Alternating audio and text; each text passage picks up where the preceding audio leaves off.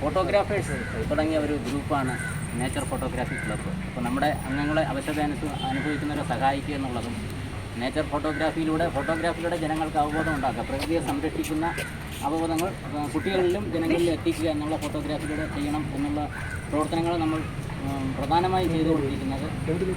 അതിൻ്റെ ഭാഗമായിട്ടാണ് ഈ കടുത്ത വേനൽ അനുഭവിക്കുന്ന സമയത്ത് പക്ഷികൾ എൻ്റെ കുട്ടിക്കാലത്ത് തന്നെ ഞാൻ കണ്ടിട്ടുള്ള പല ജീവജാലങ്ങളും പക്ഷികളൊന്നും ഇപ്പോൾ കാണാനില്ല. എല്ലാം എന്നുവെച്ചാൽ പ്രകൃതിയുടെ മാറ്റം വന്നപ്പോൾ വംശനാശം സംഭവിച്ചു പോയിട്ടുണ്ട്.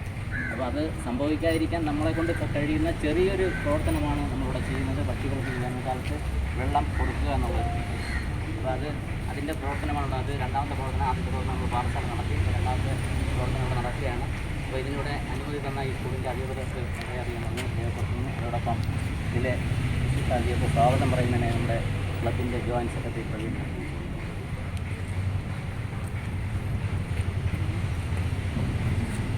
ബഹുമാനപ്പെട്ട നേച്ചർ ഫോട്ടോഗ്രാഫി ക്ലബിൻ്റെ പ്രസിഡൻറ്റ് അനിൽകുമാർ ഉണ്ണീസ് പാറശാല, അതുപോലെ തന്നെ ഈ പരിപാടിയുടെ ഉദ്ഘാടനം ചെയ്യാൻ എത്തിയ നമ്മുടെ കൗൺസിലർ മാവർഗർ, ഈ സ്കൂളിൽ ഈ പരിപാടി നമുക്ക് ചെയ്യാൻ അവസരം ഒരുക്കി തന്ന ഈ സ്കൂളിൻ്റെ മുഴുവൻ ഭാരവാഹികളെ എല്ലാവരെയും ഈ പരിപാടിയിലേക്ക് ആർദ്രമായി സ്വാഗതം ചെയ്യുകയാണ്.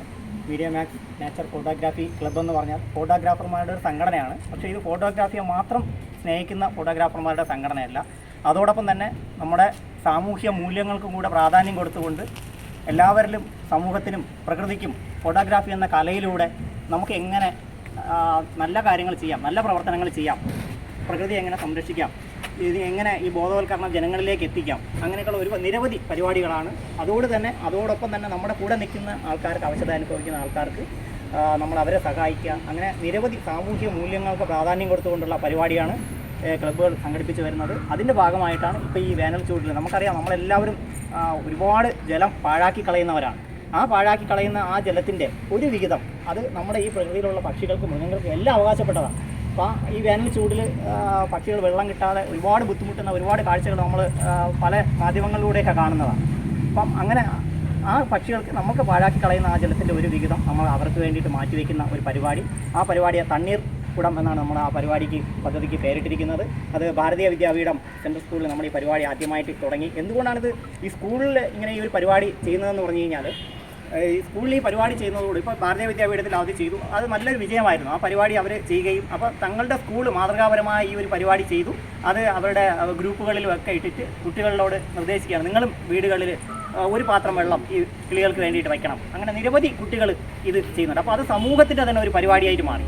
അപ്പോൾ അതുകൊണ്ട് അത് രണ്ടാമത്താണ്. ഇപ്പോൾ ഈ സ്കൂളിൽ ഇങ്ങനെ ഒരു കാര്യം പറഞ്ഞപ്പോഴത്തേക്കും ഈ സ്കൂളിൽ അധികം വളരെ സന്തോഷത്തോടു കൂടി നമുക്ക് ഈ ഒരു അവസരം ഉണ്ടാക്കി തന്നു. അവർ പ്രത്യേകം എല്ലാവർക്കും, ഈ സ്കൂളിലെ ഇതിൻ്റെ ചുമതലപ്പെട്ട എല്ലാ ആൾക്കും പ്രത്യേകം നന്ദി രേഖപ്പെടുത്തുകയാണ്.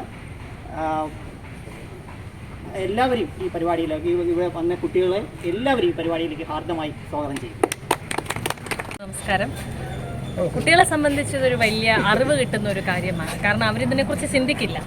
ഞാനിപ്പോൾ എൻ്റെ കുഞ്ഞുങ്ങളോട് ചോദിക്കുകയാണ് ഇത് എന്താണെന്ന് ചോദിച്ചാൽ അവർ പറയും ഒരു കുടം, അതിൽ വെള്ളം, ഇത്രയേ ഉള്ളൂ. ഇത് എന്തിനു വേണ്ടി അല്ലെങ്കിൽ അതിൻ്റെ ആവശ്യം എന്ത് എന്ന് ചോദിച്ചാൽ അതവർക്ക് മനസ്സിലാക്കി കൊടുക്കുന്ന ഒരു പ്രയത്നം ഞങ്ങളുടെ സൈഡിൽ, ഞങ്ങളുടെ കുഞ്ഞുങ്ങൾക്ക് വേണ്ടി, ഞങ്ങളുടെ കുഞ്ഞുങ്ങളിൽ കൂടെ സമൂഹത്തിന് വേണ്ടി ഞങ്ങളൊരു പ്രയത്നം അത് സ്റ്റാർട്ട് ചെയ്യുന്നു. അത് നമ്മുടെ സ്റ്റുഡൻസ് എല്ലാവരും അത് ചെയ്യും. അതിൻ്റെ മൂല്യം മനസ്സിലായി കഴിഞ്ഞാൽ അവർ ഡെഫിനറ്റ്ലി അത് ചെയ്യും തന്നെയാണ് നമ്മൾ പ്രതീക്ഷിക്കുന്നത്. അപ്പോൾ ഇത് വെറും ഒരു കലവും കുടവും വെള്ളവും അല്ല, എന്താ പറഞ്ഞാൽ വെള്ളം എന്ന് പറയുന്നതാണ് ഇപ്പോഴത്തെ ഏറ്റവും വലിയൊരു കാര്യമെന്ന് പറയുന്നത്. നമ്മൾ വാട്ടർ എലിക്സർ ഓഫ് ലൈഫ് എന്നൊക്കെ പറയും പോലെ ഈ അമൃത് എങ്ങനെ സംരക്ഷിക്കാം, ഈ അമൃത് എങ്ങനെ പകർന്ന് നൽകാം എന്ന് ഞങ്ങളുടെ കുട്ടികൾ ബോധവാന്മാർ ആയിക്കഴിഞ്ഞാൽ അത് തന്നെയായിരിക്കും സമൂഹത്തിന് ഞങ്ങൾക്ക് കൊടുക്കാൻ പറ്റുന്ന ഏറ്റവും വലിയ നേട്ടമെന്ന് കരുതുന്നു. ഇങ്ങനൊരു പ്രോഗ്രാം ഇത്രയും കുറഞ്ഞ സമയത്തിനുള്ളിൽ ഇത്രയും ഇഫക്റ്റീവായിട്ട് ഓർഗനൈസ് ചെയ്യാൻ പറ്റിയത് തന്നെ നമ്മുടെ സുരേഷ് ബാബു സാറിൻ്റെ ഒരാളുടെ ഉത്സാഹമാണ്. അപ്പോൾ അതുകൊണ്ട് സാറിനും മീഡിയ മേറ്റിൻ്റെ എല്ലാ ടീമിനും കൗൺസിലർ മാഡത്തിനും ഒരുപാട് താങ്ക് യു. ഈ ക്ലബിൻ്റെ എല്ലാ ഭാരവാഹികൾക്കും അതുപോലെ തന്നെ നമ്മുടെ സ്കൂളിൻ്റെ ട്രസ്റ്റ് അംഗങ്ങൾക്കും ടീച്ചേഴ്സിനും മക്കൾക്കും എല്ലാവർക്കും എൻ്റെ നമസ്കാരം. സത്യം പറഞ്ഞാൽ ഇതെന്തോന്ന് പ്രോഗ്രാം, ഇതെന്തോന്നാണെന്ന് എനിക്ക് അറിഞ്ഞൂടെ. എന്നെ ഇന്ന് 2 ദിവസം കൊണ്ട് ഫോൺ ചെയ്യും. ഇവിടെ വന്നപ്പോഴാണ് സാർ ഈ തണ്ണീർക്കുടത്തിനെ കുറിച്ച് എല്ലാ കാര്യം വിശദമായിട്ട് പറഞ്ഞതും. നമ്മളെ മക്കൾക്ക് നാളെ ഇതൊരു പ്രചോദനമായി മാറട്ടെ എന്ന് ആശംസിക്കുന്നു. അതുപോലെ തന്നെ നമ്മളെ പക്ഷി പക്ഷിജാലങ്ങൾക്കൊക്കെ ഇതുപോലെ ഒരു വെള്ളം വെച്ചൊരു പ്രോഗ്രാം ഇവിടെ തുടങ്ങാൻ അനുമതി കൊടുത്ത നമ്മുടെ ജിയ പബ്ലിക് സ്കൂളിലെ സാറിനെ എല്ലാവർക്കും ഞാൻ ആശംസ അറിയിക്കുന്നു. ഈ പ്രോഗ്രാം ഉദ്ഘാടനം ചെയ്തതായിട്ട് അറിയിക്കുന്നു. ഈ സ്കൂളിൻ്റെ ട്രസ്റ്റ് സെക്രട്ടറി ശ്രീ ഹരികുമാർ സാറിനെ ബഹുമാനപ്പെട്ട മീഡിയ മാക്സിൻ്റെ ഭാരവാഹികളെ, നമ്മുടെ കൗൺസിലർ മാഡം, മറ്റ് സഹപ്രവർത്തകർ, എന്തായാലും ഇത് തിരഞ്ഞെടുത്ത സമയം വളരെ നല്ലതാണ്. എന്തെന്നാൽ ഇപ്പോൾ ഈ അരിക്കൊമ്പൻ ആനയെ പറ്റി നിങ്ങളെല്ലാം പേപ്പറിൽ വായിക്കുന്നുണ്ട്. അരിക്കൊമ്പൻ ആന അത് ഒരിടത്തിനടുത്ത് വേറൊരിടത്ത് പോകാനായിട്ട് ഹൈക്കോടതി പറയുകയും ആ സ്ഥലത്ത് കൊണ്ടുപോകണ്ട എന്ന് പറഞ്ഞുകൊണ്ട് അവിടുത്തെ ആളുകൾ സമരം ചെയ്യുന്ന ഒരു കാലഘട്ടമാണ്. കാര്യം, ആനയ്ക്ക് പറന്നു പോകാൻ ഒക്കില്ല. ആനയ്ക്ക് ആന നടന്നു പോകണം, അല്ലെങ്കിൽ ആനയെ ട്രാൻസ്പോർട്ട് ചെയ്യണം.